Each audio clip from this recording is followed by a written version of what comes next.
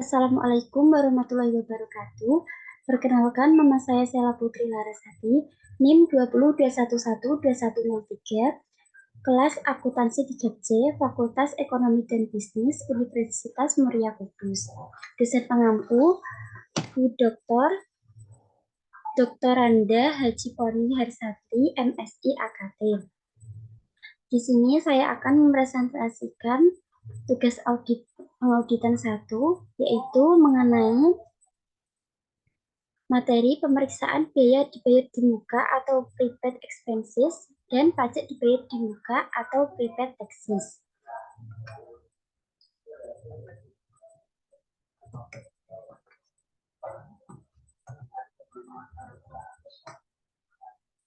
Yang pertama ada sifat dan contoh biaya dibayar di muka dan pajak dibayar di muka. Biaya di keduanya mempunyai manfaat kurang atau sama dengan 1 tahun, sehingga dikelompokkan sebagai aset lancar atau current asset. Biaya dibayar di muka dimaksudkan sebagai biaya yang telah terjadi, yang akan digunakan untuk aktivitas perusahaan yang akan datang. Contoh dari perkiraan-perkiraan yang bisa digolongkan sebagai biaya dibayar di muka adalah 1. Premi asuransi atau prepaid insurance. 2. Sewa dibayar di muka untuk masa 1 tahun yang akan datang atau prepaid rent. Yang dimaksud sewa dibayar di muka dalam buku ini adalah sewa operasi menurut SAK etap.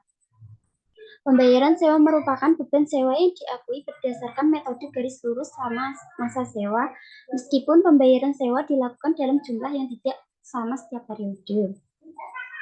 Yang ketiga, ada biaya lain-lain dibayar di muka atau prepaid orders.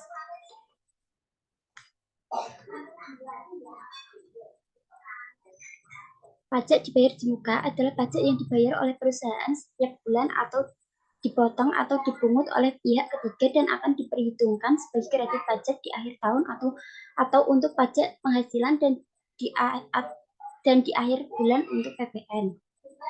Contoh dari pajak dibayar di muka adalah 1. PPh 22 atau dari impor barang, 2. PPh 23 yaitu dari bunga, dividen, royalti, manajemen fee. 3. PPh 25 yaitu dari setoran masa pajak penghasilan. 4. PPN masukan yaitu dari pajak pertambahan nilai yang dipungut oleh pengusaha kena pajak pada waktu perusahaan membeli barang atau jasa kena pajak. Selanjutnya ada tujuan pemeriksaan atau audit objektif biaya dan pajak dibayar di muka.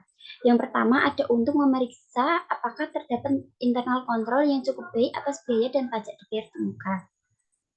Jika akuntan publik dapat meyakinkan dirinya bahwa internal kontrol atas biaya dan pajak dibayar di muka berjalan efektif, maka luasnya pemeriksaan dalam melakukan substantif tes dapat dipersempit. Yang kedua, ada untuk memeriksa apakah biaya yang mempunyai kegunaan untuk tahun berikutnya sudah dicatat sebagai biaya dibayar di muka. Maksudnya adalah auditor harus memeriksa apakah bagian yang belum expired atau mempunyai kegunaan untuk periode yang akan datang tidak dibebankan sebagai biaya, tetapi dicatat sebagai biaya dibayar di muka. Yang ketiga, ada untuk memeriksa apakah biaya dibayar di muka yang mempunyai kegunaan untuk tahun berjalan telah dibebankan atau dicatat sebagai biaya tahun berjalan. Maksudnya adalah auditor harus memeriksa apakah bagian yang expired atau masa manfaatnya sudah berlalu sudah dibebankan sebagai biaya tahun berjalan. Yang keempat, ada untuk memeriksa apakah pajak dibayar di muka didukung oleh bukti setoran atau pemungutan pajak yang sah dan lengkap sehingga bisa diperhitungkan sebagai kredit pajak pada akhir periode.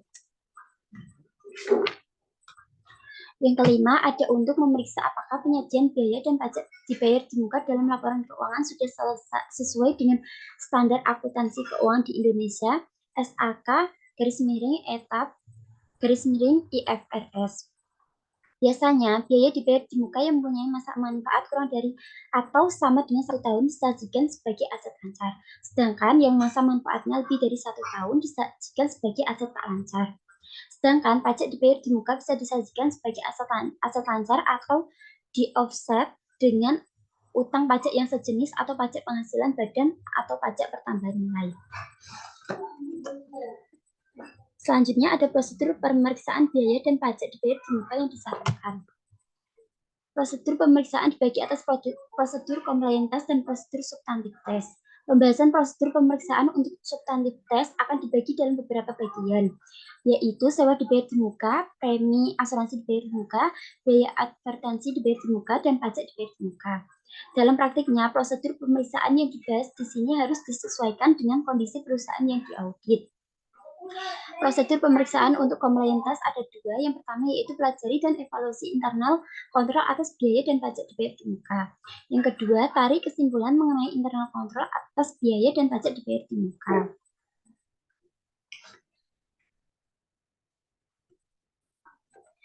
Berikut merupakan contoh kertas kerja pemeriksaan untuk compliance test. Bisa dilihat di eksibit 13.1, yaitu contoh kertas kerja compliance test untuk biaya dan pajak dibayarkan di muka. Selanjutnya ada prosedur pemeriksaan substantif sewa dibayar di muka atau prepaid rent. Yang pertama, minta rincian atau schedule prepaid rent pertanggal laporan posisi keuangan atau neraca. Yang kedua, cek ketelitian perhitungan matematis atau matematikal asuransi. Yang ketiga, cocokkan saldo prepaid rent pertanggal laporan posisi keuangan atau neraca dengan saldo besar atau general ledger prepaid rent. Yang keempat, cocokkan saldo awal prepaid rent dengan kertas kerja pemeriksaan tahun lalu. Yang kelima, lakukan vouching untuk pembayaran prepaid rent di tahun berjalan dan periksa list adjournment atau jika sudah dilakukan di compliance test, refer ke kertas kerja compliance test. 6. TIAT atau TIN, cocokkan total yang dibebankan sebagai biaya sewa ke buku besar biaya sewa. Dalam hal ini ada biaya sewa yang langsung dibebankan ke perkiraan biaya sewa atau tanpa melalui prepaid rent. Jumlah biaya sewa di buku besar akan terlihat lebih besar. Yang ketujuh, buat usulan audit adjustment jika diperlukan. Berikut merupakan contoh kertas kerja pemeriksaan sewa dibayar di muka, bisa dilihat di eksibit 13.3.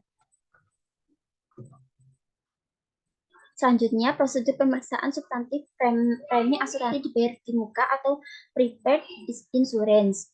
Pertama, minta rincian prepaid insurance pertanggal laporan posisi keuangan atau neraca. 2. Cek matematikal asuransi. 3. Cocokkan saldo prepaid insurance pertanggal laporan posisi keuangan atau neraca dengan saldo buku besar atau general rate prepaid insurance. Keempat, cocokkan saldo awal prepaid insurance dengan kertas kerja pemeriksaan tahun lalu. Yang kelima, lakukan vouching untuk pembayaran premi asuransi di tahun berjalan. Perhatikan apakah ada diskon untuk pembayaran tersebut. 6. Periksa polis asuransi dan cocokkan data dalam polis asuransi dengan rincian prepaid insurance. 7. Tiap total yang dibebankan sebagai biaya asuransi ke buku besar biaya asuransi. 8. Periksa apakah nilai pertanggungan atau insurance coverage cukup atau tidak, dalam arti tidak terlalu besar dan tidak terlalu kecil. 9. Perhatikan apakah di dalam polis asuransi terdapat bankers clause, atau maksudnya apakah dalam polis asuransi tersebut ada salah satu pasal yang menyebutkan bahwa kalau terjadi klaim karena yang diasuransikan terbakar atau hilang, maka ganti rugi harus dibayarkan kepada bank. 10. Buat usulan audit adjustment jika diperlukan. Berikut merupakan contoh kertas kerja pemeriksaan prepaid insurance, bisa dilihat di eksibit 13.4. Selanjutnya ada prosedur pemeriksaan substantif prepaid advertising. Yang pertama, minta rincian prepaid advertising pertanggal laporan posisi keuangan atau neraca. Yang kedua, cek voting dan cocokkan saldo akhir prepaid advertising ke buku besar dan saldo awal ke kertas kerja pemeriksaan tahun lalu.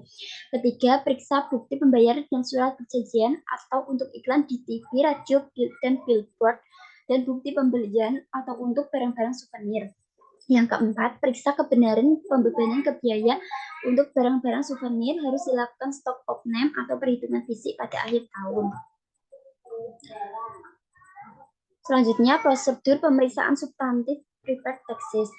Yang pertama, minta rincian prepaid taxes pertanggal laporan posisi keuangan atau neraca. Rincian bisa per jenis pajak atau dicampur. Yang kedua, cek voting dan cocokkan saldonya dengan buku besar. Yang ketiga, untuk pajak penghasilan, bandingkan angka prepaid taxes di rincian dengan SPT. Yang keempat, untuk pajak pertambahan nilai atau PPN masukan, bandingkan angka prepaid taxes PPh badan di rincian dengan SPT masa atau SPM.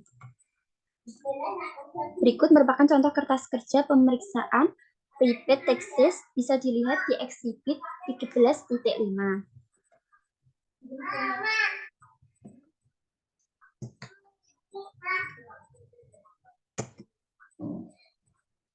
Berikut merupakan contoh top schedule, bisa dilihat di eksibit 13.2. Di dalam top schedule biasanya si auditor harus mencantumkan kesimpulan dari hasil pemeriksaan atas perkiraan tersebut.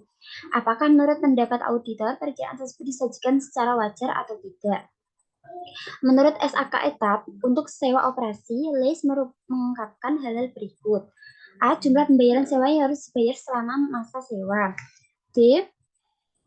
Jumlah pembayaran sewa selama periode perjalanan yang diakui sebagai beban sewa. C. Jaminan yang diberikan sehubungan dengan transaksi sewa. D. Keuntungan atau kerugian yang ditangguhkan beserta amortisasinya sehubungan dengan transaksi jual dan sewa balik. E. Ikatan-ikatan penting yang dipersyaratkan dalam perjanjian sewa. Sedangkan bagi leaser, pembayaran sewa selama satu tahun berjalan dari lease harus diakui sebagai pendapatan sewa. Pendapatan sewa harus diakui dan diukur berdasarkan metode garis lurus sepanjang masa sewa, meskipun pembayaran sewa guna usaha mungkin dilakukan dalam jumlah yang tidak sama setiap periode. Bahan untuk diskusi yang pertama ada, sering terjadi kesalahan saat pembelian kendaraan melalui leasing yang membebani bunga pinjaman dengan metode saldo menurun. Yang kedua, pertanggal neraca audit lupa membuat jurnal koreksi untuk membebani prepaid rental advertising yang sudah expired sebagai ex-pause. 3. Aset diasuransikan dengan nilai pertanggungan yang terlalu besar atau terlalu kecil dengan tujuan tertentu. Yang terakhir, prepaid tax tidak didukung oleh bukti pemotongan pajak atau bukti setara pajak.